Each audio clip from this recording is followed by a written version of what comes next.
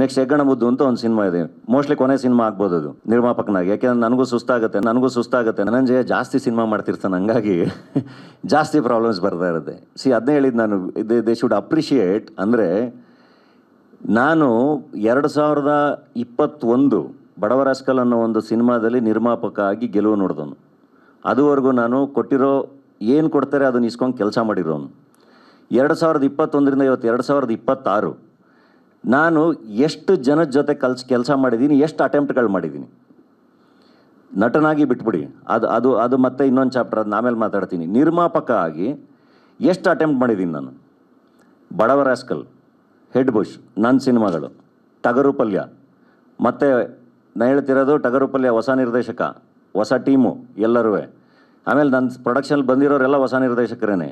Vidyapati, JC and ಇವಾಗ mother promise, Deere devil Mustafa present ಮಾಡಿದ್ದೀವಿ, orchestra Mysuru present ಮಾಡಿದ್ದೀವಿ, ಜೆರಾಕ್ಸ್ ಅಂತ ವೆಬ್ ಸೀರೀಸ್ ಮಾಡಿದ್ದೀವಿ. ಈಗ ನೆಕ್ಸ್ಟ್ ಹೆಗ್ಗಣ ಮುದ್ದು ಅಂತ ಒಂದು ಸಿನಿಮಾ ಇದೆ.